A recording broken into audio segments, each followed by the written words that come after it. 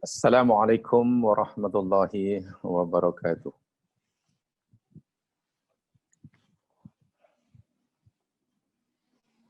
Innal hamdalillah nahmaduhu wa nasta'inuhu wa natubu ilaihi wa nastaghfiruh. Wa na'udzu billahi min syururi anfusina wa min sayyiati a'malina. May yahdihillahu fala mudilla lahu wa may yudlil fala hadiya lahu. Salatu wassalamu ala Rasulillah wa ala alihi wa ashabihi wa dhurriyyatihi wa nistanna bi sunnatihi wa salaka ala tariqihi ila yaumil qiyamah.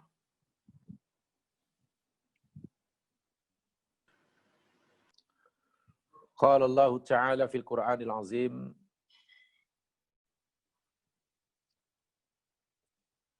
ba'da a'udzu billahi minasyaitonir rajim wa likulli ummatin ajal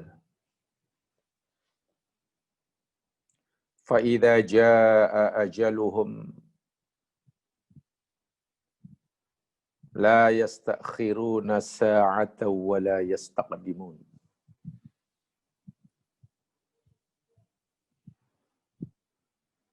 Yang bermaksud,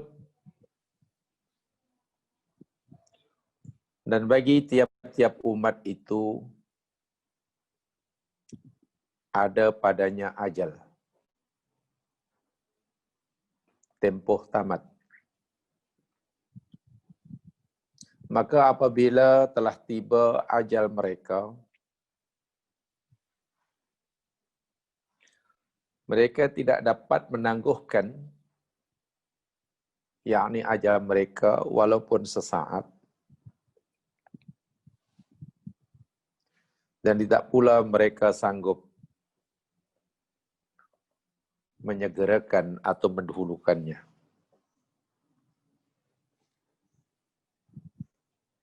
Bismillahirrahmanirrahim. La yadurru masmi syai'un fil ardi wala fis sama' wa huwas sami'ul alim. Bismillahirrahmanirrahim. La yadurru masmi syai'un fil ardi wala fis sama' wa huwas sami'ul alim. Bismillahirrahmanirrahim. La yadurru masmi syai'un fil ardi wala fis sama' wa huwas sami'ul alim. Allahumma amin. Kita panjatkan kesyukuran kepada Allah Subhanahu wa taala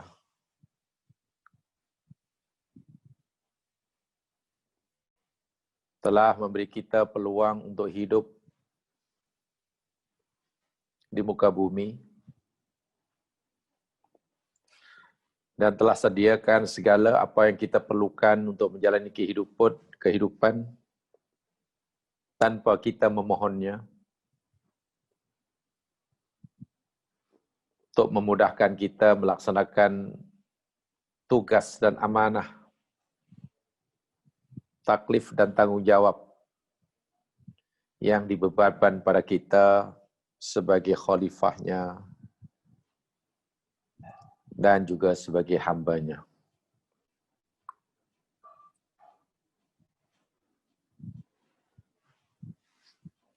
Hanya dengan memanfaatkan peluang, yakni berupa kehidupan di muka bumi sekarang dan di sini sahajalah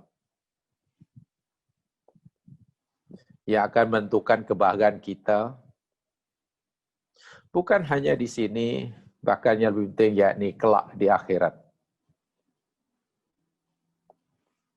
Sementara bagi mereka yang mensia-siakannya, peluang yang sangat berharga ini, yang masanya terhad dan sedikit sekali, sekejap sekali, mereka akan mendapatkan menimpa pada mereka kehidupan yang susah. Bukan hanya di dunia, tapi juga kelak di akhirat. Ma'iyadzubillah, tumanzubillah. Para pendengar yang dirahmati Allah sekalian, alhamdulillah pagi ini kita dapat menyambung semula tajuk khas kita, hakikat kematian. Saya ingin menyambung keterangan kita minggu lepas. Coba dilihat notanya. Minggu lepas kita telah pelajari beberapa ayat Quran. Telah saya sampaikan ayat-ayat Quran tentang kematian hati. Mautul qalbi wa hayatuh. Dan ini yang dimaksudkan dengan kematian yang sebenar. 1, 2, 3, 4, 5, 6, 7, 8, 9, 10 yang terakhir. Mudah-mudahan 10 ayat yang disampaikan itu memberikan gambaran dan penjelasan yang jelas bagi kita. Apa sebenarnya kematian yang hakiki, yang sebenar-benarnya? Yang memberikan akibat yang berbeza bagi A dan B di akhirat kelak. Kematian dan kehidupan jasadkah? Atau kematian dan kehidupan dan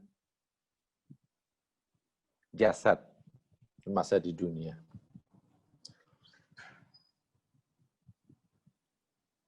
Matinya hatikah? Atau matinya jasad? Hakikat kematian tersebut. Kita sekarang telah mendapatkan jawabannya di dalam ayat-ayat yang kita pelajari minggu lepas. Sehingga sebagaimana ayat yang terakhir pada dalam surah Ali Imran 169, lihat notanya. Orang yang telah diyakini mati oleh seluruh orang, ia terbunuh. Jasadnya sudah tidak bergerak. Semua organ tubuhnya sudah tidak berfungsi. Ia sudah ditanam, sudah dikubur. Tentulah semua orang akan kata dia sudah mati. Dan tidak salah kita katakan mereka dah mati. Kalaulah kita memahami kematian itu sebagai berpisahnya nyawa daripada badan. Memang mereka sudah mati.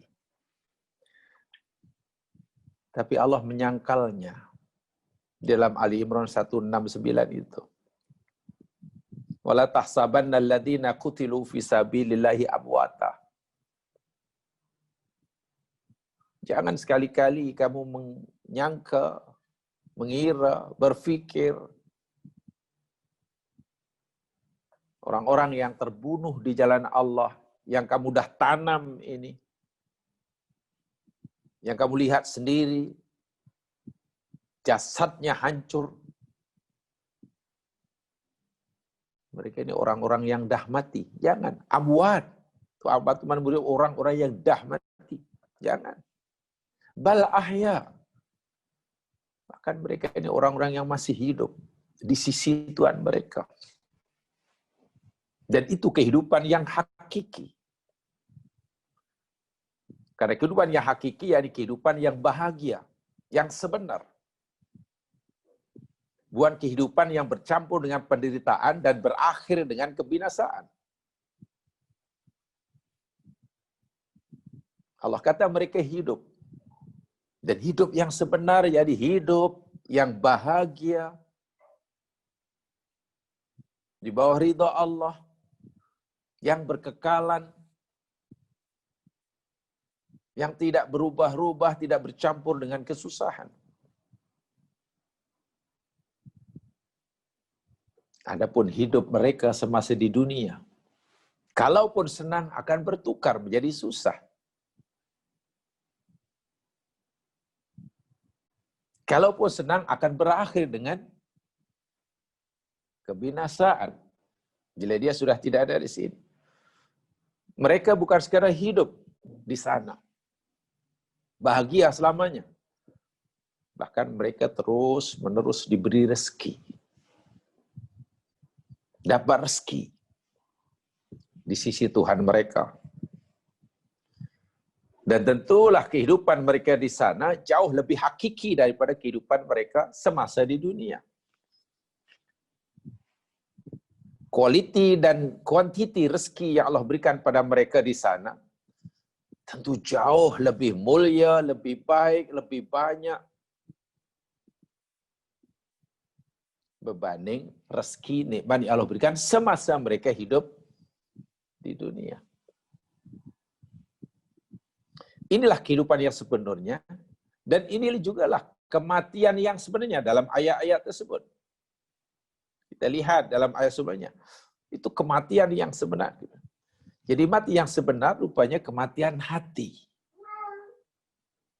Bukan kematian jasad. Jasad boleh jadi masih hidup. Jantung masih bergerak, masih berfungsi. Nafas masih alhamdulillah. Tapi jika hati sudah tidak berfungsi sebagai tujuan ia dicipta, dia mati dia. Dia sudah mati. Belum pun jasadnya mati, dia sudah mati. Yang nilainya wala'iyadzubillah, sangat hina sekali. Jelaslah, Al-Quran tentu saya katakan tidak bermaksud untuk mengajak kita melawan logik akal kita. Dengan ayat Ali Imran 169 itu. Tapi Al-Quran mengajak kita untuk memperluas makna dan mentakrifkan semula arti hidup dan mati yang sebenar. Itu yang Al-Quran maukan. Seulangi tidak salah kita mengatakan sekarang kita masih hidup. Karena nyawa masih ada di badan kita. Tidak salah. Tapi apakah itu kehidupan yang sebenar? Tidak salah kita mengatakan saudara kita, orang tua kita sekarang sudah mati. Karena kita sudah tanam mereka. Tidak salah. Tapi apakah itu mati yang sebenarnya? Hanya kerana nyawa sudah berpisah dengan badannya. Rupanya Quran memberikan makna kematian dan kehidupan yang sebenar-benarnya. Yang kematian yang sebenar ini menimpa seseorang, itulah kesengsaraan abadi. Dan jika seseorang tidak mendapatkan kehidupan yang sebenar, itu juga kesengsaraan, kerugian yang abadi. Orang yang membatasi makna hidup, saya bacakan, coba lihat notanya. Orang yang membatasi makna hidup sebagai aktiviti biologis, seperti makan, minum, ya mungkin dalam istilah sekarang disebut sebagai kesejahteraan lah. Orang yang memahami bahwa hidup itu yakni sekadar ya aktiviti biologis. Makan, minum, bergerak, gelak, berjalan, duduk, tidur, bekerja, berkarya, mengejar cita-cita. Untuk mendapatkan sejahtera lah kalau dalam bahasa kita.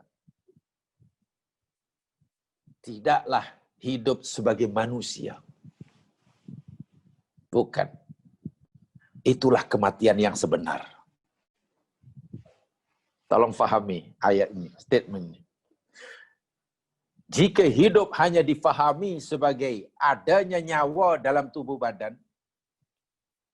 jika hidup difahami hanya kerana ia masih boleh bergerak, boleh makan, boleh minum, boleh bawa kereta, boleh berjalan-jalan, boleh bekerja, boleh tidur, boleh dan lain sebagainya. Kalaulah hidup hanya difahami seperti itu adalah kematian yang sebenar.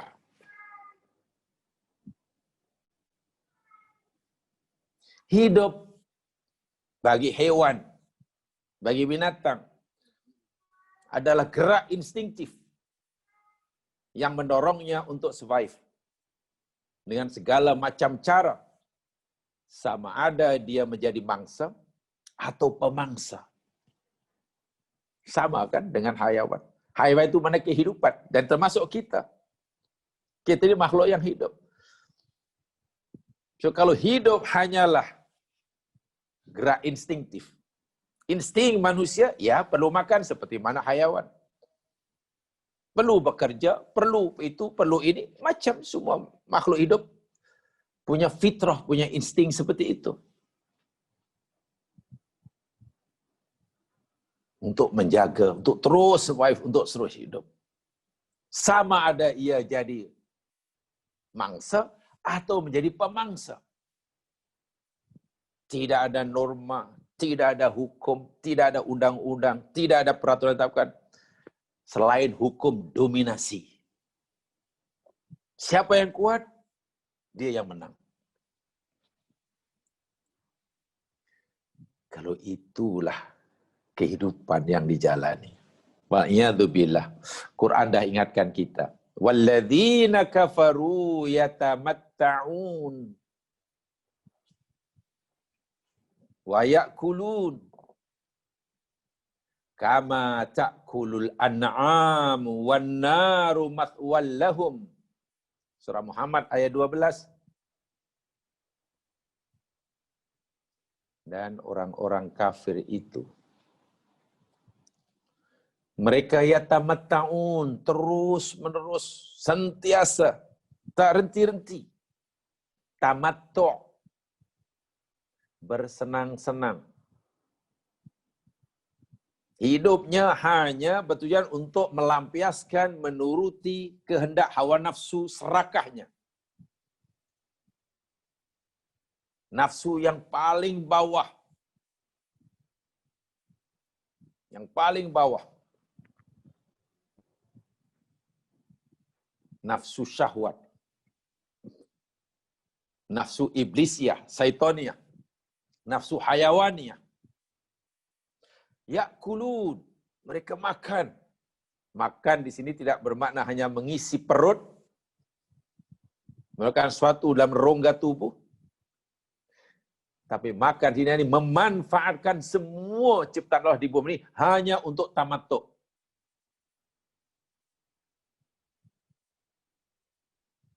Menggunakan nikmat Allah yang hanya untuk tamattu'. Itu makna makan. Macam hayawan. Tak ada tujuan. Tujuannya apa? Tujuannya tamattu'. Tujuannya, ya tujuan supaya boleh hidup. Kenapa awak makan? Ya, supaya boleh sihat. Ya kenapa bila sihat? Ya, bila supaya boleh bekerja. Kenapa awak bekerja? Ya, supaya boleh dapat makan lagi. Pusingan itu. Dan tidak ada norma, tidak ada undang-undang, tidak ada peraturan yang mereka merasa patut dipatuhi untuk mematuhinya. Kama ta'kulul an'am, sebagaimana binatang ternakan makan. Mereka hidup, orang-orang kafir hidup macam hidupnya hayawan. Quran samakan Allah sendiri yang kata kama, kaf itu ya ini huruf tasbih. Seperti, seumpama. Jadi ada persamaan. Ini Allah yang menyamakan. Antara gaya hidup, matlamat hidup, cara hidup. Orang-orang yang hatinya mati dengan cara hidup, gaya hidup, tujuan hidup, hayawan, al-an'am, binatang ternak. Neraka tempat tinggal bagi mereka. Inilah sebenarnya kematian yang sebenar. Itu kematian yang sebenar. Karena wa'iyadzubillah, tumadzubillah.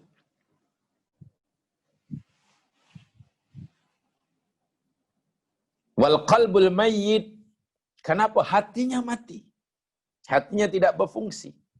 Matanya boleh melihat, telinganya boleh mendengar, keinginan itu ada. Sebagaimana kata Ibnul Qayyim Al-Jauziyah, beliau menyatakan huwa alladhi la ya'rifu rabbah. Orang-orang yang gaya hidupnya seperti itu,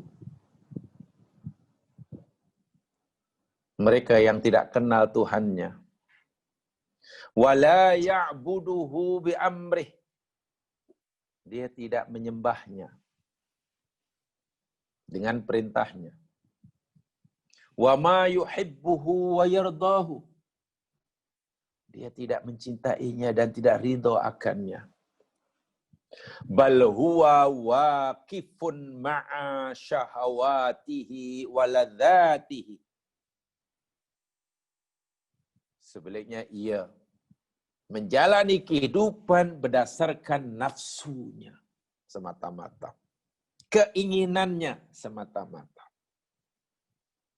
Yang penting lezat, yang penting nikmat, yang penting suka. Walau kana fiha sakhtu rabbih wadhi. Walaupun yang mereka lakukan itu menimbulkan kemurkaan Allah, kebencian Allah. Tak kisah.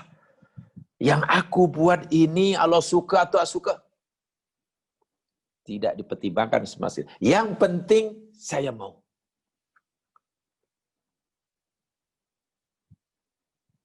Yang saya nak buat kerjakan lakukan ini Allah suka tak suka ya. Itu tidak penting. Yang penting saya suka. Ini sebenarnya sudah okey kalau orang-orang kafir je masa memang hatinya mati. Tapi jika orang mukmin sebagaimana kita yang mengakui adanya Allah Subhanahu wa taala, yang mengakui bahawa dalam hidup ini ada peraturan yang perlu dipatuhi, tidak sesuka hati kita. Setiap kali kita nak buat, yang penting saya suka, kita abaikan perintah Allah. Walaupun kita tahu itu larangannya, tapi kita langgar. Walaupun itu perintahnya, tapi kita tinggalkan. Semata-mata karena kita ingin mencapai yang apa yang kita cita-citakan. Yang penting aku dapat. Ini sebenarnya kita sudah ada tanda-tanda kematian dalam hati kita. Jadi yang mati hatinya ini bukan hanya orang kafir saja. Ya mereka memang dah mati. Mungkin orang yang mempercayai adanya Allah pun hatinya mati. Hanya mungkin kadar kematiannya, tingkat kematiannya mungkin tidak sama.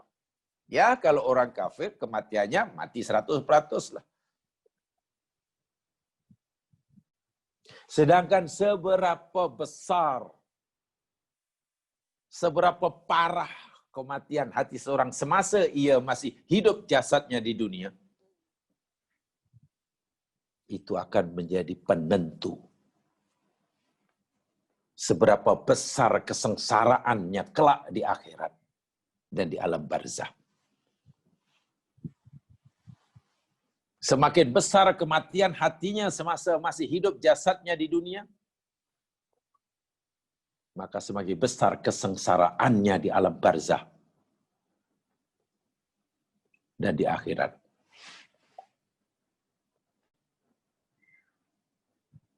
Demikian juga sebaliknya. Wa huwa muta'abbidun li ghairillahi hubban wa khaufan. Akhirnya dia menyembah selain Allah Subhanahu wa taala. Yang dicintai dalam hidupnya bukan Allah. Inna solati wa nusuki wa mahyaya wa mamati lillahi rabbil alamin. Ya, itu mungkin hanya zikir harian yang mesti diucapkan. Itu mungkin dianggap sebagai zikir harian yang mesti diucapkan. Ima ianya memberi kesan atau tidak pada pandangan hidupnya. Malang sekali.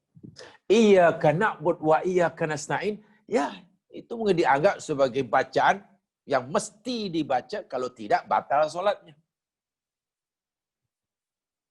Tapi apakah pandangan hidupnya ketika menjalani kehidupan, mulai pada alif hingga ya, betul-betul cerminan daripada ucapan iyyaka na'bud wa iyyaka nasta'in?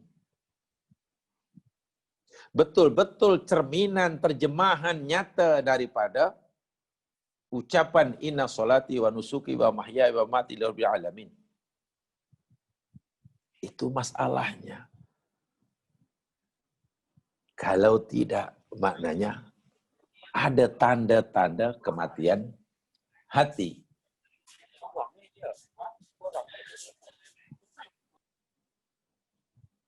Jadi jamaah sekalian, kematian bukanlah semata-mata. Saya ulangi.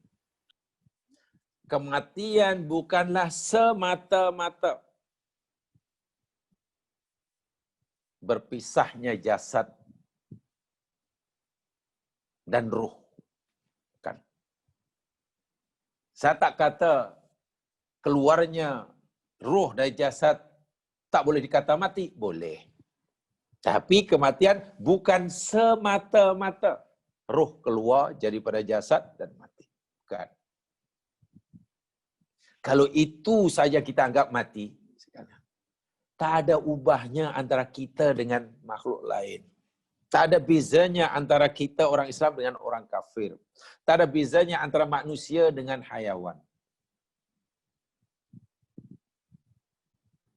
Daripada apa yang kita pelajari, Allah menyuruh kita melihat kematian lebih daripada sekarang itu. Dan saya hakikat kematian itu yakni kematian yang memberikan kesan yang berbeza bagi orang itu di akhirat. Sebab kalaulah keluarnya jasad, keluarnya nyawa daripada jasad, itu semua orang mengalami dan itu tidak menentukan perbezaan balasan di akhirat. Ini telah jelas saya jelaskan pada siri yang lepas. Bagaimana mungkin Allah memberikan balasan yang berbeza di alam barzah di akhirat, yang ini siksa kubur, yang ini nikmat kubur, yang ini surga, yang ini neraka di akhirat. Sedangkan Allah cipta mereka sama, dari bahan yang sama. Diberi makanan dari makanan yang sama, minum air yang sama, hirup oksigen yang sama. Bergerak yang sama, seluruh organ tubuhnya bekerja sama, sama dengan yang lainnya. Dan matinya pun sama, nyawa keluar. Tiba-tiba di akhirat balasnya berbeza. Perbezaan balasan bukan kerana ini semua. Bukan karena kehidupan jasad. Bukan karena kematian jasad. Tapi karena kematian hati. Kalau itu, adakah hidupnya jasad tidak penting? Penting. Adakah sekarang ini kita masih hidup karena ada nyawa itu bukan perkara yang penting? Sangat penting. Bukankah nanti bila nyawa sudah berpisah dengan badan kita itu, kita tidak perlu menganggapnya sebagai satu peristiwa yang dahsyat? Tidak juga.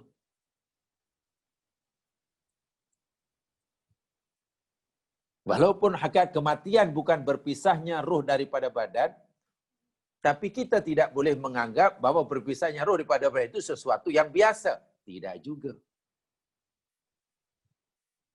Walaupun hakikat kehidupan itu bukannya selagi nyawa masih ada dalam badan kita, Tapi ini tidak bermakna selagi nyawa masih dalam badan kita, sesuatu yang tidak penting. Penting juga. Karena apa? Kematian itu jamaah sekalian. Bukan sekadar berpisahnya nyawa daripada jasad. Tapi kematian adalah ini yang perlu kita tambah pengetahuan kita. Pemahaman kita. Tapi kematian itu adalah berakhirnya masa. Berakhirnya peluang, tamatnya peluang bagi seseorang untuk mencari bekalan buat kembali kepada Allah Subhanahu wa taala. Coba lihat kematian itu seperti itu. Kematian bukannya sekadar pisahnya nyawa dari badan.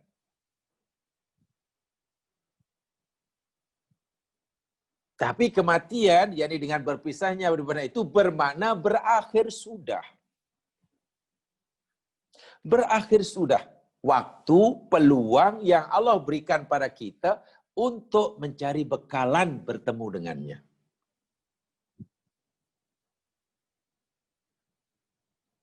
Kalau kita melihat itu ya Mas, maka selagi nyawa belum pisah daripada badan kita, maka kita akan manfaatkan sebaik-baiknya untuk mencari bekalan. Sehingga yang kita takutkan bukan berkeluarnya nyawa daripada badan, bukan kematian jasad yang lebih kita tahukan. Yang kita takutkan yakni jika jasad kita mati, mautu jasad, sementara bekalan kita yang kita bawa belum cukup.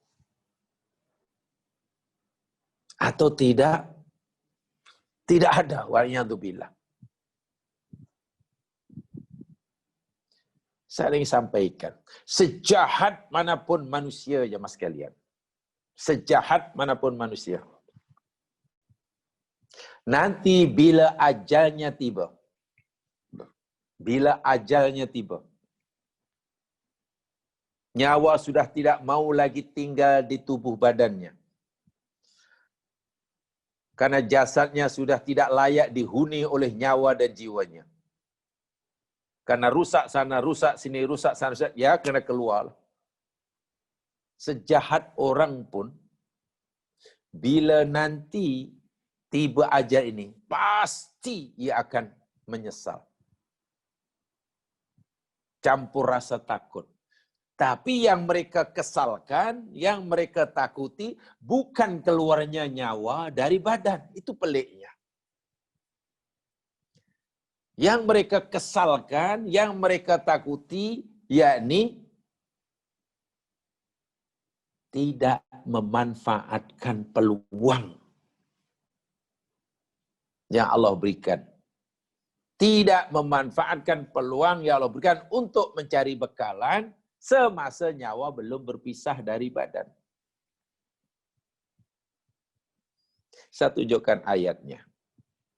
Di situ saya tidak sempat menyampaikan apa ini. Coba lihat sendiri ya Mas Kian. Lihat di dalam surah Al-Munafikun.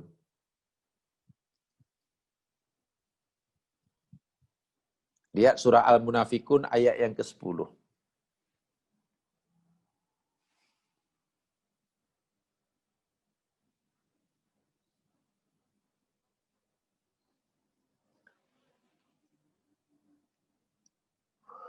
A'udzu billahi minasy syaithanir rajim. Wa anfiqu mimma razaqnakum min qabli an ya'tiya ahadakumul maut. فيقول رب لولا أخرتني إلى أجل قريب فأصدق وأكن من الصالحين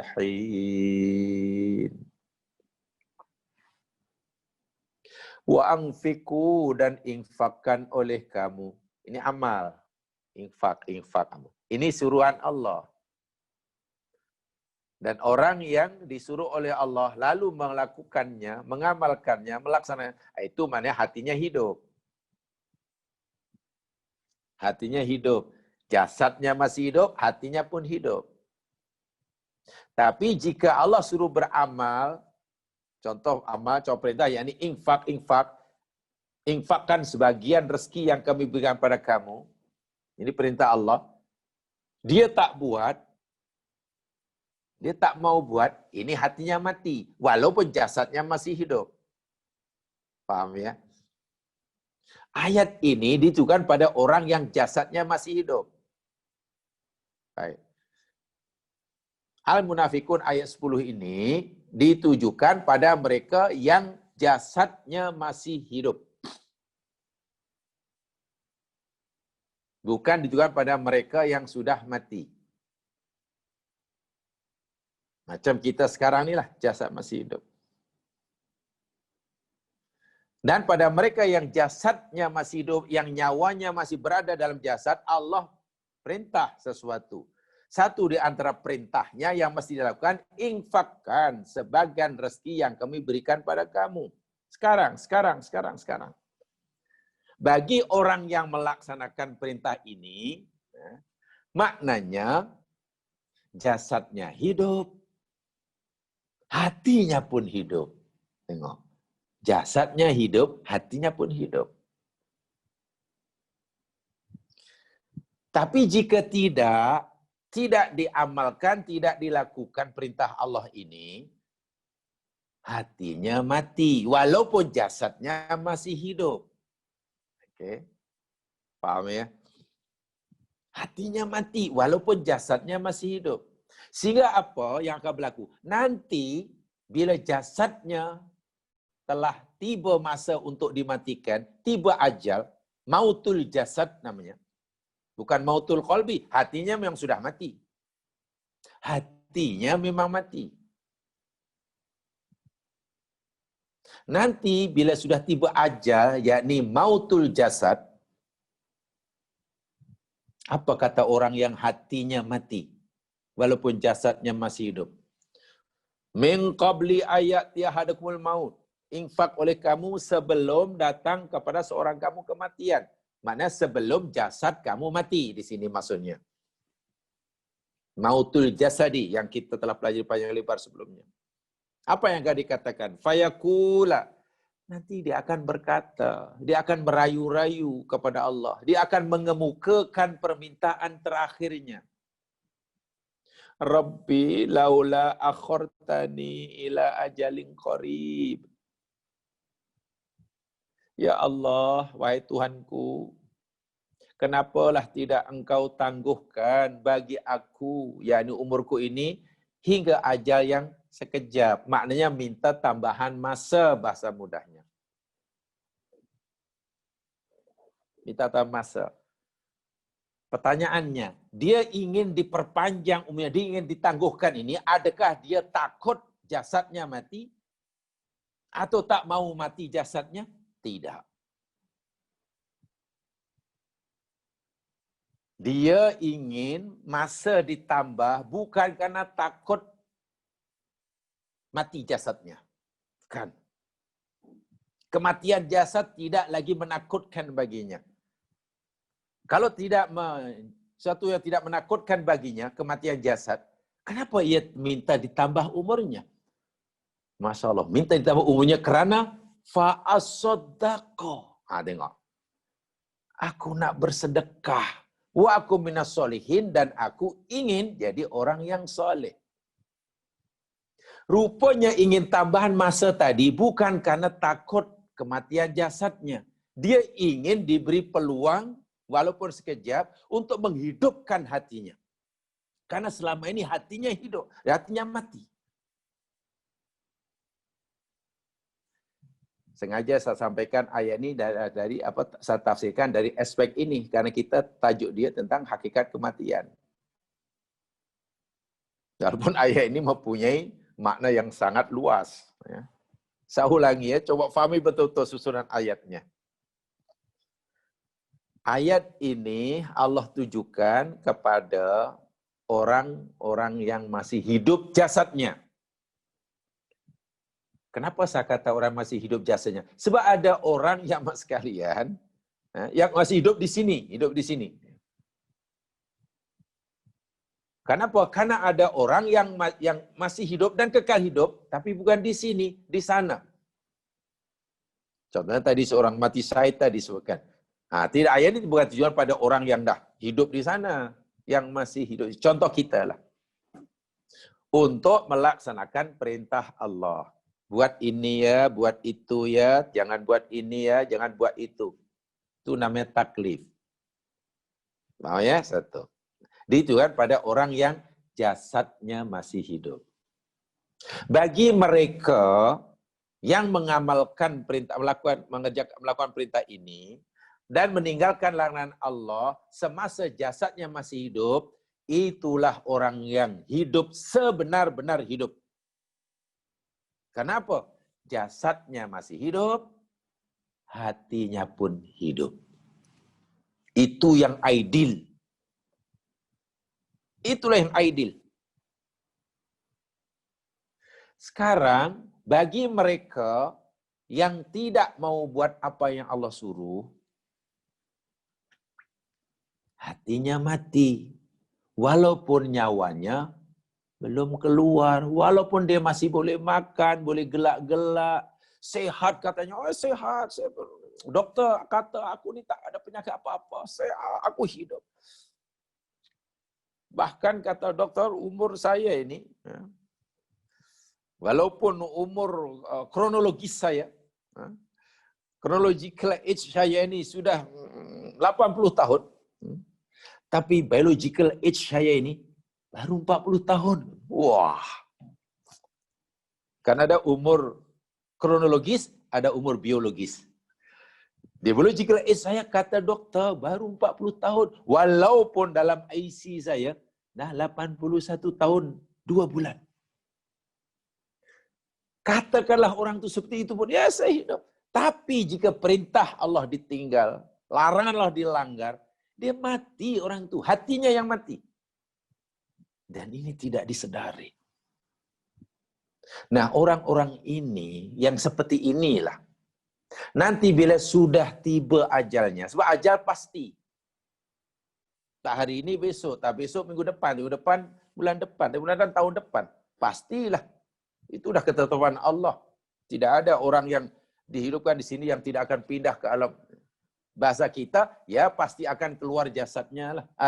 Ruhnya dari jasad lah. Itu bahasa awam. Bahasa yang lebih tinggi sedikit, dia pasti akan berpindah alam lah. Al-intiqal. Istilahnya. Berpindah daripada alam ad-dunya ke alam barzah.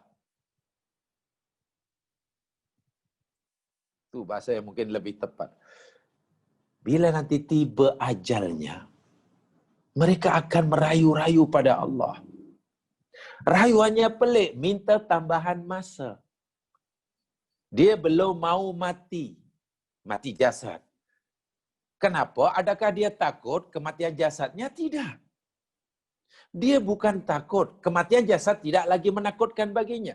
Walaupun semasa dia masih hidup di sini, dia bukan takut mati. Tapi ketika sudah dekat dengan mati, rupanya bukan kematian itu yang ditakuti. Bukan kematian jasad.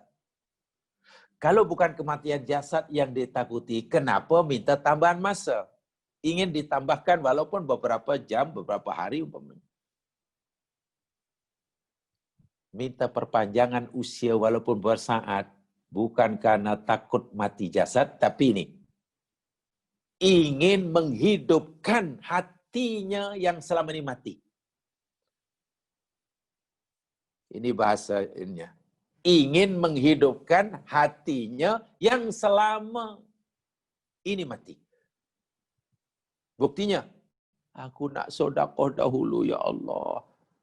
Karena sedekah itu perintah kamu, selama ini aku tak buat, bermana hati aku mati. Tolong bagi peluang untuk aku menghidupkan. Yakni, melaksanakan suruhanmu, meninggalkan laranganmu. Sebab dengan melaksanakan perintah Allah, ikut peraturan, hati ini jadi hidup. Aku ingin jadi orang yang baik, ya Allah, ingin soleh. Mafhumnya, bila hati sudah hidup, orang yang hatinya hidup, masa jasadnya masih hidup, hatinya pun hidup. Nanti bila jasadnya nak mati, menghadapi kematian jasad, langsung tak ada ketakutan. Dan ini telah kita pelajari dalam ayat sebelumnya. Bahkan ada yang mengharapkan. Matinya jasad itu sesuatu yang diinginkan, yang dicita-citakan, diharapkan. Bahkan kalau lagi cepat, lagi bagus. Siapa itu? Orang yang hatinya hidup. Masya Allah. Ini yang saya maksudkan tadi. So, kematian jangan hanya dilihat sebagai keluarnya nyawa dari jasad. Tapi kematian mana? Berakhirnya peluang dan masa untuk orang mencari bekalan. Menambah bekalan dengan cara buat yang disuruh 3 hari 3. Itulah cara satu-satunya untuk menjadikan hati kita hidup. Tapi jika ditinggalkan, itu punca utama, hati mati. Matinya hati itu lebih bahaya daripada matinya jasad. Iya. Hidupnya hati itu jauh lebih berharga daripada hidupnya jasad.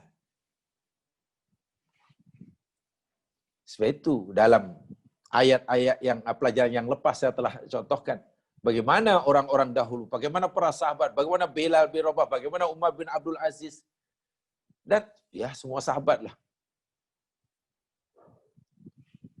Begitu gigih berusaha untuk pastikan hatinya hidup dan tidak mati. Bahkan mereka sanggup mengorbankan jasadnya. Biar jasad aku mati, jangan hatiku mati. Bagi mereka tidak. Minggu lepas kita telah belajar contoh bagaimana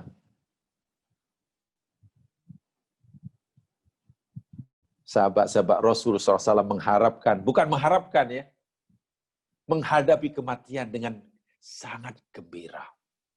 Dengan sangat gembira. Karena maksud gembira, ya karena hatinya hidup. Orang yang hatinya mati, ya meskian, menghadapi kematian jasad itu takut.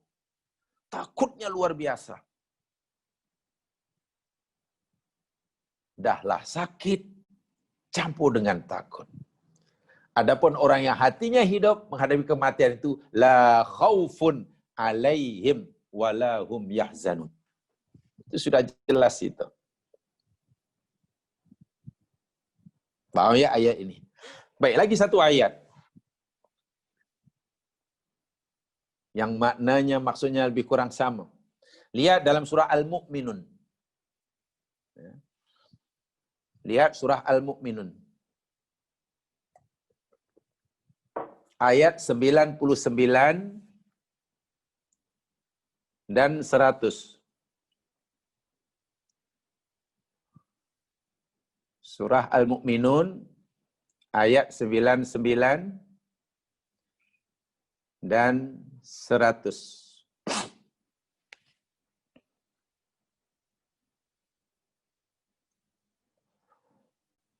Baik.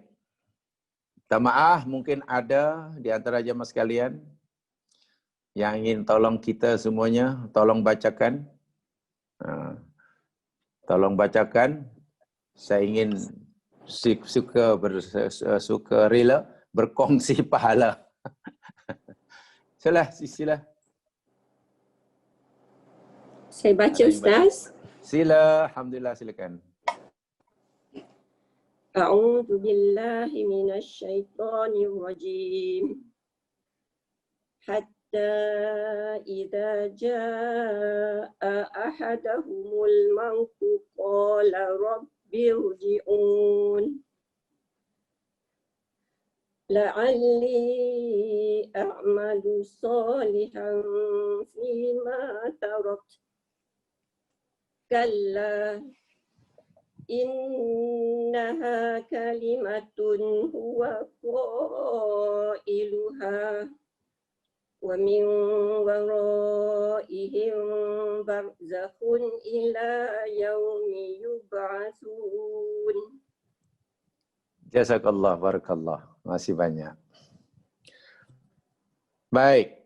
Ayat ini saya ingin jelaskan ya, seperti mana penjelasan Al-Munafikun ayat 10 tadi.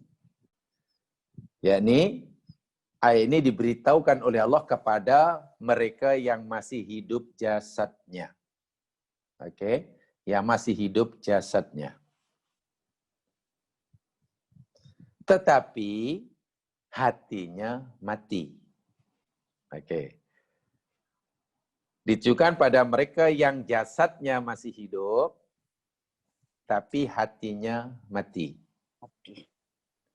Kemudian nanti apabila jasadnya, dah tiba masa jasadnya akan mati, orang ini merayu-rayu kepada Allah.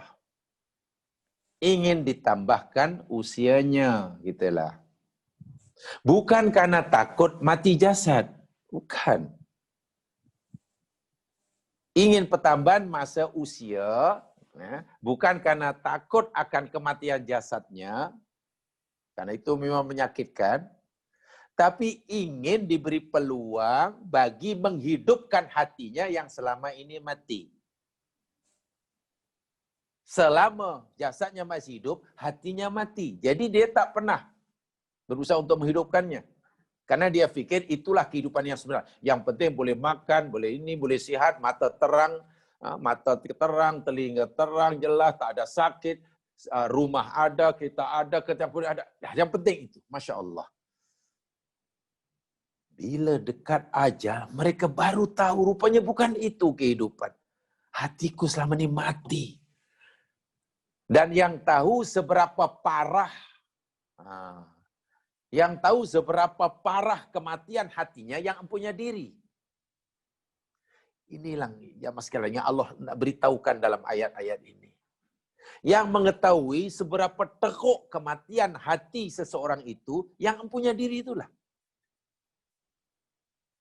Dan bila dia tahu betul, sedar betul, yakin betul, yakni ketika ajal kematian jasadnya sudah tiba, baru doa Allah, rupanya hatiku sampai mati, betul-betul mati. Saya tahulah kalau hidup pun hanya berapa saat. Kadar hidupnya tak tahulah berapa, hanya berapa saat, berapa ketika. Baru dia sedar. Sebab itu dia ingin tambahan masa walaupun sekejap. Dan ia akan manfaatkan sepenuhnya untuk menghidupkan hatinya. Sebab dia tahu, hanya dengan hati yang hidup sahajalah di alam barzah senang, di akhirat senang. Walaupun tentu tidak cukup. Hati hidup hanya beberapa saat, dapat kesenangan yang, kalau begitu tidak cukup. Tengok bahasa yang Allah gunakan. Hatta idza jaa ahadahumul maut. Sehingga apabila telah datang kepada salah seorang daripada mereka kematian. Ya, guna kalimatnya ini gunakan kalimat idza ya. Nah, semua sudah tahu idza itu yakni menunjukkan kepastian. Saya ulangi, idza ini apa yang disebut selepas idza, sesuatu yang akan datang, satu. Kedua, apa yang disebut selepas idza, sesuatu yang pasti terjadi. Ketiga, apa yang disebut selepas idza itu masa berlakunya sudah hampir. So ada 3. Saya ingatkan untuk mudah kita memahami. Bila kita baca ayat Quran, dimulakan dengan idza, pemahaman pertama yang kita kena faham dahulu, pertama yakni, apa yang disebut selepas idza itu sesuatu yang akan berlaku.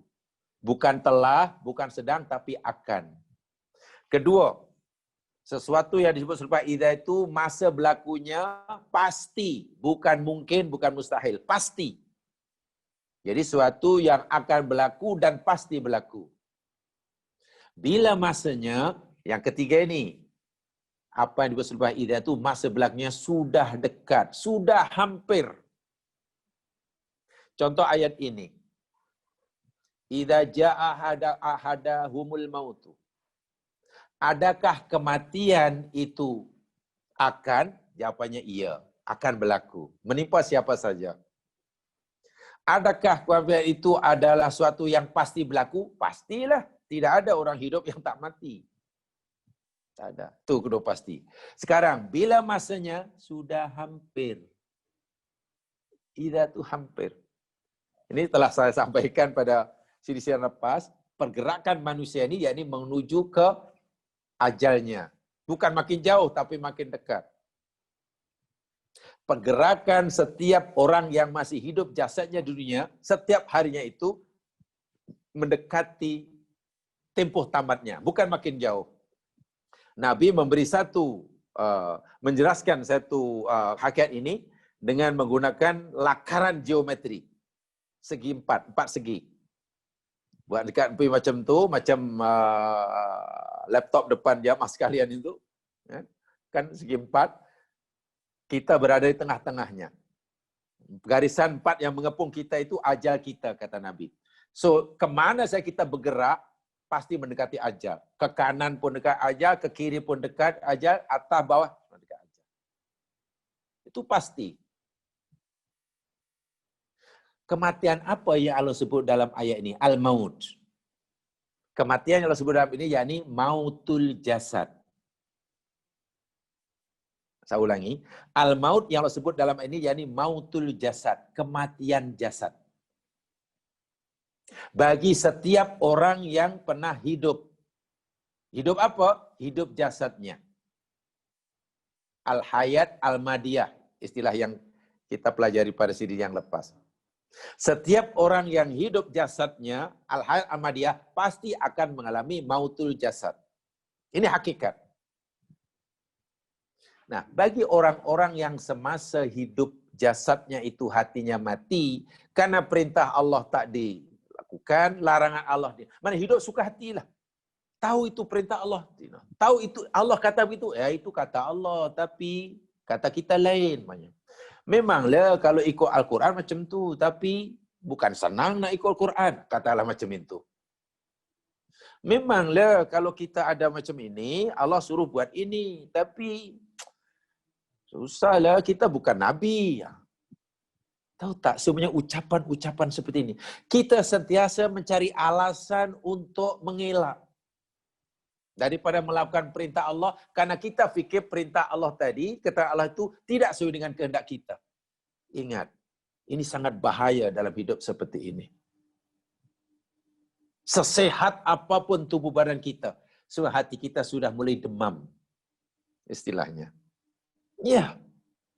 Setinggi apapun kejayaan duniawi kita, ingat, hati kita sudah mulai kronik penyakitnya. Bila kita sentiasa cari alasan untuk mengelak daripada melakukan perintah Allah, untuk melanggar larangan Allah. Atau kalau kita melanggar larangan Allah sekalipun, kita tinggal perintah Allah sekalipun, kita cari alasan untuk membenarkannya, untuk justify, untuk cari tahqiq dalam bahasa Arabnya. Cari justifikasi. Ingat, ini tanda-tanda hati sudah mulai demam. Walaupun tubuh badan makin sehat, career makin naik, gaji makin bertambah, perubahan zahirinya makin gimana. Orang yang seperti ini jamaah sekalian, yang tidak menyadari kematian hatinya sikit-sikit ini. Nanti bila sudah tiba kematian jasadnya, qala Rabbirji'un. Berkatalah orang ini, Rabbi, wahai Tuhanku, irji'uni. Ya Allah, kembalikan aku, ya Allah. Kembalikan, ya Allah. Aku belum mau mati lagi. Mati jasad ni. Aku belum mau mati jasad. Saya ulangi. Mereka minta kembali ini bukan karena takut mati jasadnya. Bukan. Bukan semata karena takut sakitnya. Bukan. Memang sakit. Nabi memberitahu. Semua orang yang sedang sakaratul maut itu mengalami sakit. Semua tahu. Dan itu tidak terkecuali. Mukmin ke kafir ke. Walau alam lah hayawan sakit atau tidak. Sebab untuk hayawan tidak ada penjelasan. Tapi menurut kajian, kalau binatang itu disembelih secara Islam, dikata tidak merasai sakit. Menurut kajian saintifik yang dilakukan oleh seorang saintis daripada Yaman, bekerjasama dengan seorang saintis daripada Jerman. Binatang yang disembelih menurut syarak dengan pisau yang tajam dan itu sekali lalukan pisau itu putus 3 urat yang ada di lehernya. Pernafasan, makanan dan darah. Kata binatang itu tak rasa sakit. Macam tidur. Itu menurut kajian saintifik dilakukan oleh orang saintis Yaman bersama dengan Jerman. Buktinya yakni karena tidak ada tanda-tanda sakit. Otaknya, EGC-nya tidak menunjukkan tanda-tanda sakit. Itu binatang. Ya, karena binatang lain kan, dia tak ada hisab. Tapi orang, manusia, ya, memang sakit, tapi rupanya bukan itu yang dikatakan. Dia ingin perpanjangan usia, karena sebagaimana dalam surah Al-Munafiqun sebelum tadi, dia kata, la'alli a'malu sholihan fima taraktu. Ya Allah, tolonglah panjangkan usiaku, walaupun beberapa ketika. Supaya aku boleh beramal soleh, ya Allah. Tengok, nak beramal soleh. Maknanya, aku nak buat suruhanmu, nak tinggal laranganmu, ya Allah, tolong bagi kesempatan. Fima taraktu, yang dahulu aku tinggalkan. Baru dia menyadari, hatinya selama ini mati. Wa'iyadzubillah. Kesedaran seseorang akan kematian hatinya, rupanya yakni justru ketika ia sudah hampir kematian jasadnya. Saya ulangi. Kesedaran seseorang akan kematian hatinya, yakni ketika seseorang itu telah hampir kematian jasadnya. Dan itu bahayanya. Dan dia tidak punya peluang lagi untuk menghidupkan hatinya yang dah mati itu. Kenapa? Karena kematian jasad makin dekat. Orang punya peluang untuk menghidupkan hatinya yang mati jika kematian jasad belum tiba. Yakni sekarang ini. Peluang untuk kita menghidupkan hati kita ini semasa jasad kita belum mati. Ya sekarang inilah. Sekarang inilah. Jadi rupanya yang paling dahsyat itu bukan kematian jasad, kematian hati. Buktinya orang ini tengok. Kematian jasad seperti mana kita pelajari pada sisi yang lepas, itu bukan pilihan kita. Itu dah ketetapan Allah semenjak azali, setiap yang hidup pasti mati. Pasti mati. Itu bukan pilihan kita. Karena sesuatu yang bukan pilihan kita pasti tidak ada balasan. Allah tidak akan memberikan surga atau neraka kerana kematian jasadnya. Bukan. Allah memberikan kubur itu sebagai taman surga ataupun jurang neraka bukan kerana kehidupan jasadnya atau kematian jasadnya. Bukan. Kan itu bukan pilihan kita. Sebaliknya Allah akan beri balasan akan siksa kubur ke, nikmat kubur ke, surga atau neraka Kerana apa yang dipilihan kita. Apa jadi pilihan kita? Hidupnya hati, matinya hati. Itu adalah pilihan. Hati kita ini hidup ke mati, terpulang pada kita. Kita boleh menghidupkannya, kita boleh memilih untuk mematikannya. Itu hati. Tapi jasad, sebab itu yang diminta tengok, ya Allah panjangkan, panjangkan. Aku nak beramal, nak beramal. Nak beramal ini bukan karena takut mati jasad. Karena sedar yang hatinya mati. Bagaimana mungkin nak jumpa Allah, hati mati? Bekalan tidak ada. Kala, apa jawaban Allah? Kala, kala, kala. Oh tidak, tidak. Tidak boleh. Tidak mungkin. Rayuanmu yang terakhir ini aku tidak dapat kabulkan. Dah 80 tahun aku beri peluang pada kamu. Untuk berusaha menghidupkan, menjadikan hati kamu hidup. Semasa jasad kamu masih hidup. Kenapa kamu tidak usaha untuk itu? Sekarang kamu baru menyadari betapa teruknya, berapa parahnya hati kamu. Baru nak minta itu, minta ini. Kalla, kalla. Innaha kalimatun huwa qailuha. Itulah kalimat yang akan terus-menerus diucapkan oleh orang ini. Rabbirji'un, Rabbirji'un, Rabbirji'un. Itulah rayuan dia. Tak tahu berapa kali. Ya mas sekalian, bagi kita yang melihat, bagi kita yang mungkin menyaksikan orang yang seperti ini dalam ajalnya, mungkin kita kata sekejap aja, ya mungkin dalam 5 menit dah meninggal. Tapi dirasa bagi orang yang mengalami seperti ini, ratusan tahun sengsaranya ya mas sekalian. Orang yang mati dalam keadaan su'ul khotimah itu tersiksa luar biasa. Dalam ayat yang telah kita pelajari, malaikat pukul-pukul dia. Kita yang mungkin menjaganya, katakanlah kita melihatnya, yang hidup melihatnya. Mungkin hanya berlaku beberapa menit, mungkin 5 menit dah meninggal. Tapi bagi dia sedang mengalami kesengsaraan sebelum mati itu, ratusan tahun, mungkin ribuan tahun.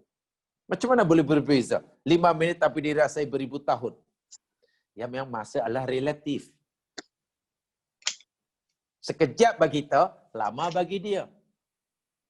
Lama bagi kita, sekejap bagi dia. Kan begitu, masa kan relatif.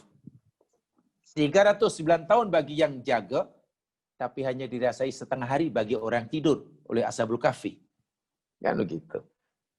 100 tahun dirasakan oleh yang hidup,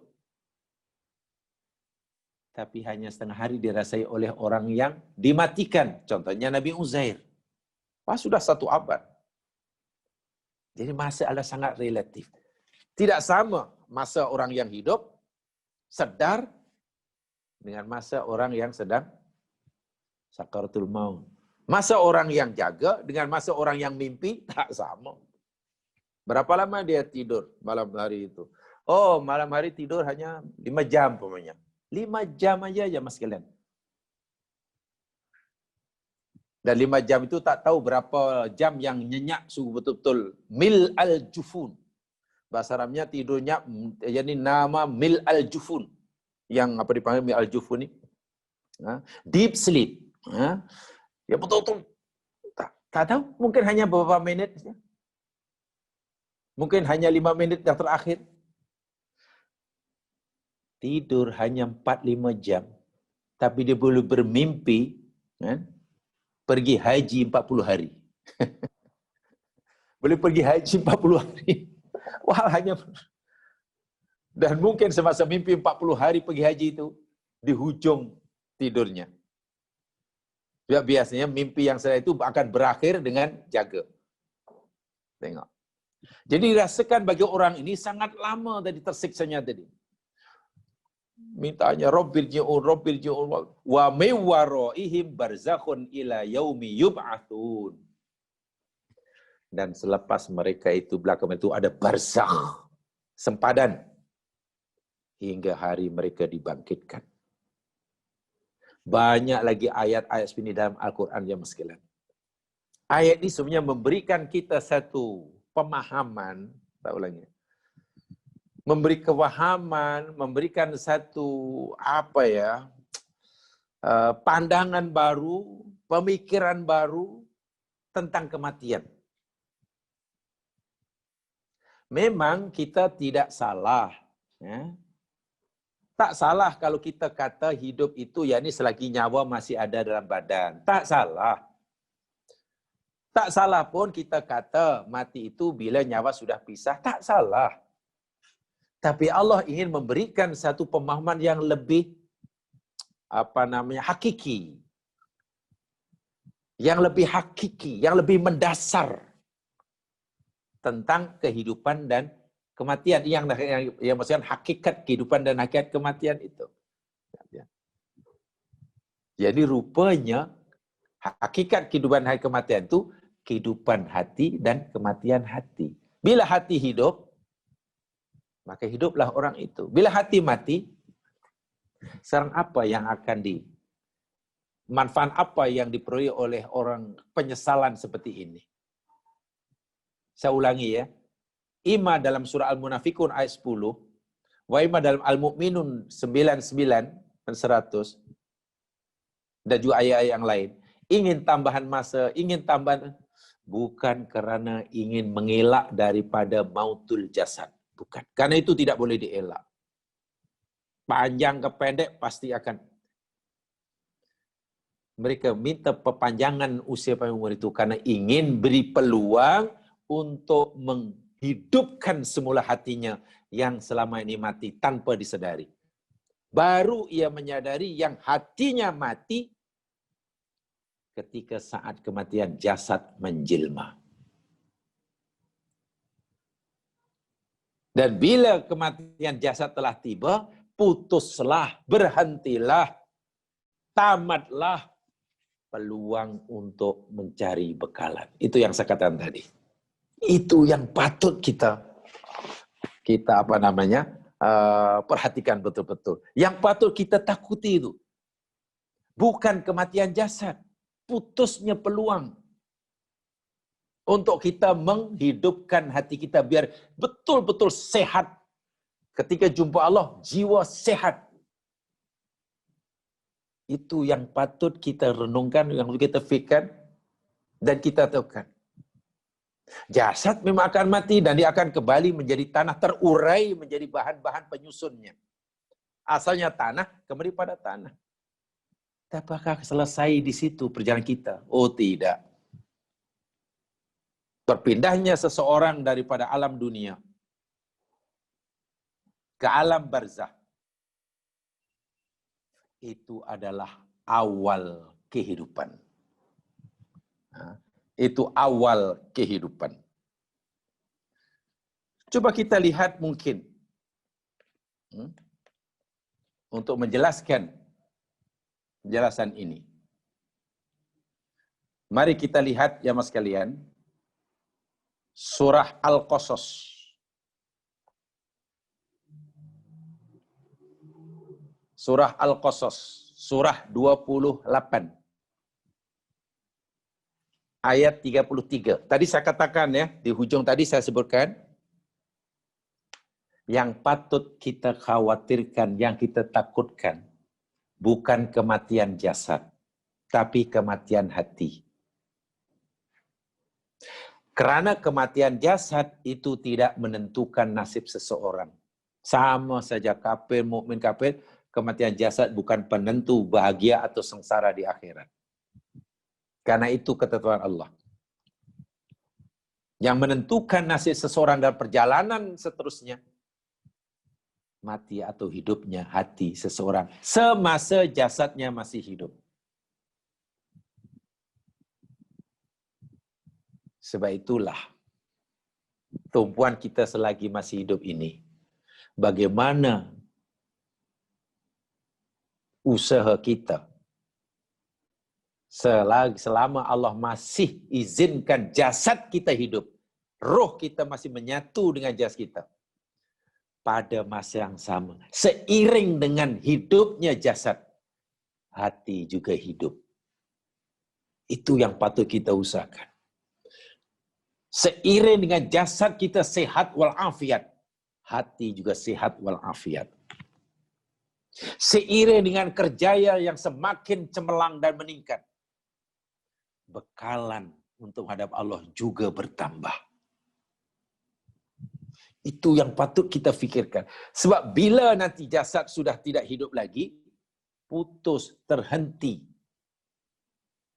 Peluang untuk menghidupkan hati atau menambah bekalan itu habis. Dan itu yang patut kita khawatirkan. Bukan kita saja yang patut takut seperti itu. Nabi pun takut. Baik, saya bacakan ayatnya. Al-Qasas 33. A'udzu billahi minasy syaithanir rajim. Qala rabbi inni qataltu minhum nafsa fa akhafu an yaqtulun. Qala berkata Musa, Rabbi wahai Tuhanku, ini sesungguhnya aku, qataltu aku telah membunuh, minhum salah seorang daripada mereka kaum Fir'aun. 10 tahun yang lepas Musa membunuh tanpa sengaja kaum Fir'aun, karena nak membantu kaumnya sendiri. Dipukul mati itu orang. Nafsan akan diri. Lalu Musa atas nasihat orang yang mengetahui rancangan jahat Fir'aun, Musa meninggalkan Mesir, pergi Madyan 10 tahun. Dalam perjalanan balik daripada Madyan ke Mesir nak tengok saudaranya, Musa sudah bawa keluarganya dan ini, sebelum sampai ke kampung halaman, oleh Allah dipanggil di Tursina. Di sanalah secara ringkasnya Musa dinobatkan menjadi salah seorang utusannya. Dapat wahyu. Dilantik di sana. Memang tak ada saksinya. Majelis itu tidaklah kalau istilah sekarang taklah resmi. Kan hanya Musa dan gunung. Hanya Musa di bawah gunung itu saja. Penonton tak ada, saksi tak ada. Tak disaksikan oleh siapa, turunkan tanda tangan pun tak ada. Allah sedia melantik Musa jadi rasulnya. Pakaian Musa pun belum bertukar. Belum tukar. Iring-iringan pun tak ada. Itu pelantikan Nabi macam itulah. Macam Nabi Muhammad pun dilantik, dinubatkan jadi Rasul kan di Gua Hira. Kan ada upacara-upacara yang gah kan tidak ada. Nah, selepas dilantik jadi utusan itulah Nabi Musa diutus oleh Allah dan diberikan ini wahyu yang ajar perlu kami sampaikan pada kaum kamu. Ini buktinya. Dengan mukjizat sekali yang disampaikan. Ini tongkat begini-begini. Coba tanganmu kamu kepit, wahai Musa. Kamu tarik semula, keluar cahaya. Semua itu adalah mukjizat. Selepas itu barulah Allah berfirman kepada Musa untuk pergi jumpa Fir'aun. Itulah. Dan kaumnya dakwahkan. Musa disuruh pergi itulah Musa berkata, Ya Allah, wahai Tuhanku, sesungguhnya aku telah membunuh. Aku pernah membunuh salah seorang pada kaum mereka. Kalau dalam bahasa kita, aku pernah berhutang darah dengan mereka. Dan mereka ini selama 1 dekad, Ya Allah, mencari aku, ingin menangkap aku, ingin bunuh aku, ingin mempertanggungjawabkan perbuatanku. Ya, kalau dalam bahasa sekarang, mereka fikir hutang darah dibalas dengan darah, hutang nyawa balas dengan nyawa, itulah. Jadi nanti kalau aku terus jumpa mereka, Ya Allah, sementara mereka belum putus asa ingin mencari aku dan membunuh aku, fa'akhafu ayyaqtulun. Maka aku takut, Ya Allah, mereka akan bunuh aku. Dengar. Ini ucapan Musa. Fa'akhafu ayyaqtulun. Dalam ayat yang lain dalam surah Asy-Syu'ara, Musa kata, walahum alayya dzambun. Ya Allah, aku punya dosa atas mereka. Fa'akhafu ayyaqtulun. Aku takut mereka bunuh aku. Ya, mas sekalian, ini jangan difahami seperti mana, dengan fahami sederhana. Kita jangan, macam mana Nabi boleh takut mati? Kan begitu kan. Macam mana Nabi boleh takut mati? Buktinya Nabi Musa kata, aku takut mereka bunuh aku. Ini jiwa apa? Ini jiwa Nabi boleh takut mati pula. Ya mas sekalian, Musa bukan takut mati dalam arti kata mautul jasad, bukan. Memang dibunuh nanti mati jasadnya. Bukan itu yang Musa takutkan. Yang Musa takutkan, kan Musa faham, bila nanti dibunuh, ditangkap dan dibunuh, jasadnya mati, bermakna peluang untuk menyiapkan dakwah itu sudah terputus. Tak ada lagi. Musa takut, apa akan berlaku pada diriku, ya Allah? Jika mereka bunuh aku sebelum aku menyampaikan risalahmu ini. Coba. Ini yang ditakuti. Engkau lantik aku jadi utusanmu. Engkau wajibkan aku untuk menyampaikan agamamu. Itu kewajiban aku, ya Allah. Itu sebagai tanda untuk menghidupkan hatiku, ya Allah. Tapi apa akan berlaku pada diri ini, ya Allah? Jika sebelum aku sempat menyampaikan ajaranmu, sebelum aku sempat melaksanakan tugas dan tanggung jawabku sebagai hamba, sebagai rasul kepadamu, tiba-tiba mereka telah bunuh aku. Itu yang paling ditakuti. Mafhumnya, jika segala tugasmu, tugas yang kamu berikan pada aku telah laksanakan 100%, kematian jasad bukan sesuatu yang perlu dielak. Tapi kematian jasad sesuatu yang diinginkan, yang diciptakan. Tengok, Nabi Musa aja masih ada kekhawatiran begitu. Maklum ini kali pertama. Ya. Tapi Nabi Musa dapat jaminan daripada Allah. Rasa takut Musa itu, nah di sini jangan ini ya, jamaah sekalian, jangan kita memahaminya jangan setengah-setengah ya. Sebab kalau kita baca dalam ayat yang lain, contohnya dalam surah Yunus ya, surah Yunus yang kita pelajari di Daud Taklim ini juga minggu pada Jumat lepas ya. Misalnya kita bicara tentang waliullah. Ala inna la khaufun alaihim wa la hum yahzanun. Wali Allah itu tidak ada rasa takut, tidak ada sedih. Wali Allah bebas rasa takut, rasa sedih. Ini nabi, ini rasul. Lebih tinggi daripada wali, bahkan dia ketua wali. Macam mana boleh takut? Nah, jangan memahaminya kita salah.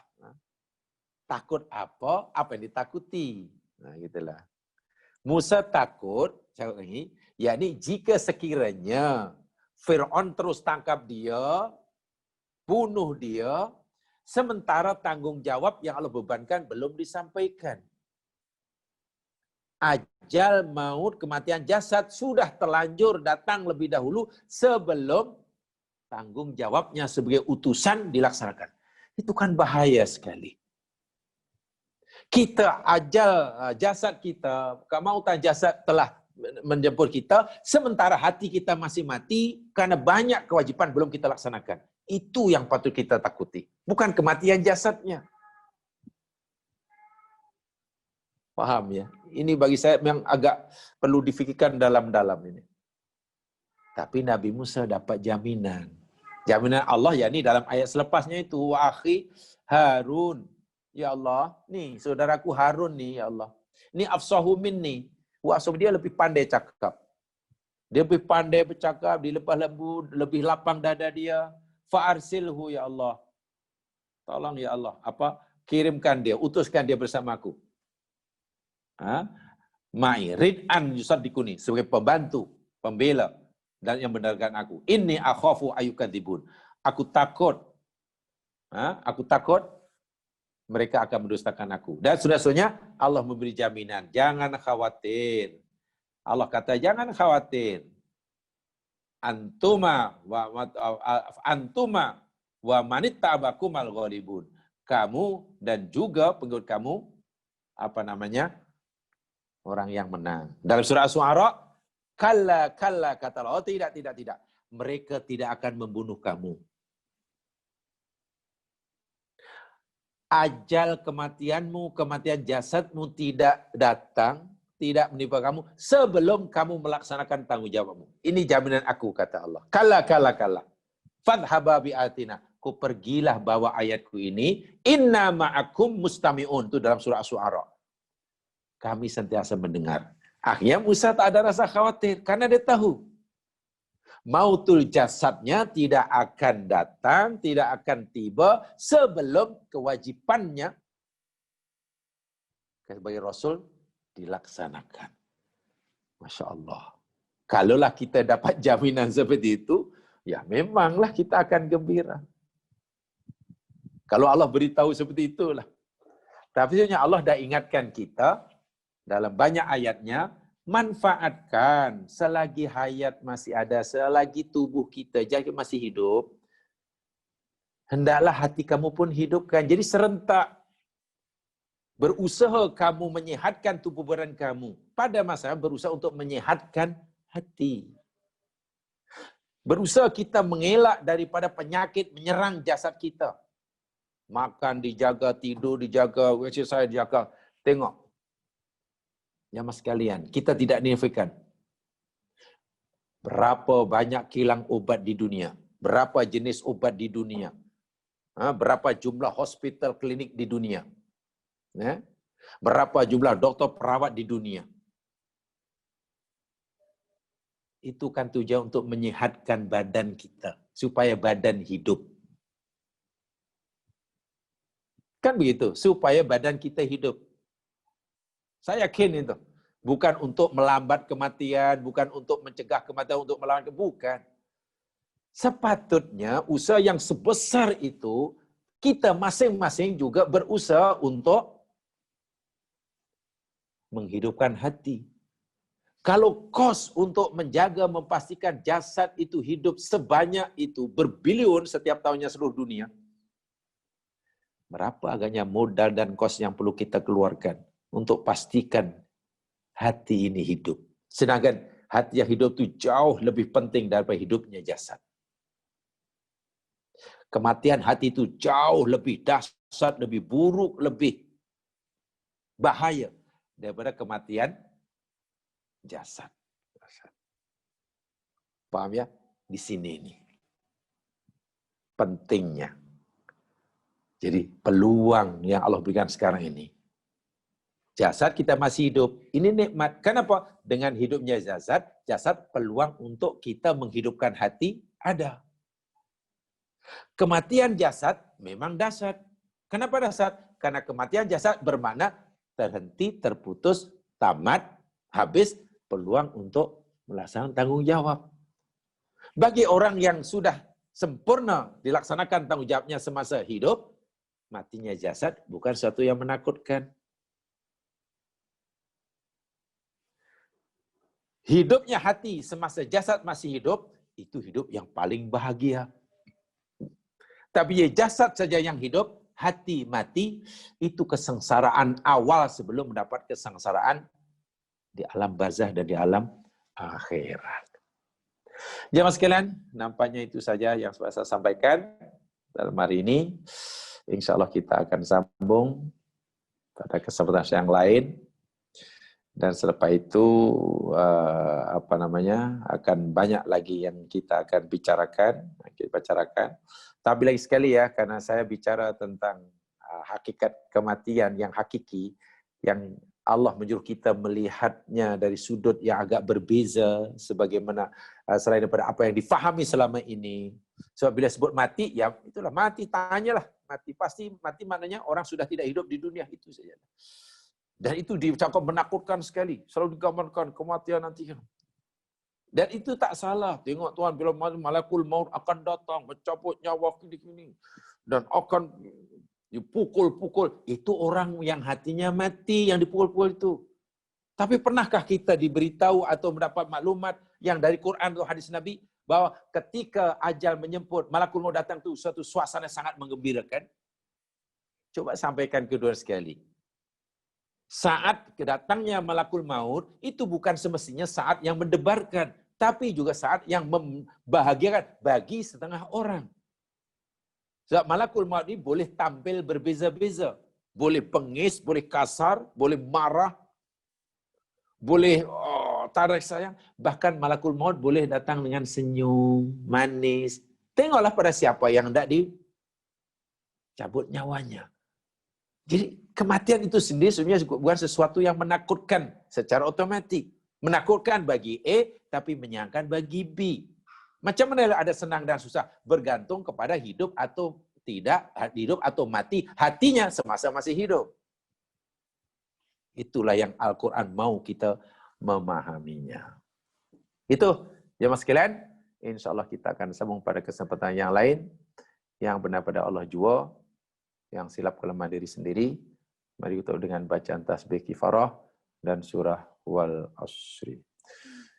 Subhanakallahumma wa bihamdika asyhadu an la ilaha illa anta astaghfiruka wa atubu ilaik. A'udzu billahi minasyaitonir rajim wal 'asr. Innal insana lafi khusr illa alladziina aamanu wa 'amilus shalihat wa tawassaw bil haqq wa tawassaw bis sabr. Assalamualaikum warahmatullahi wabarakatuh.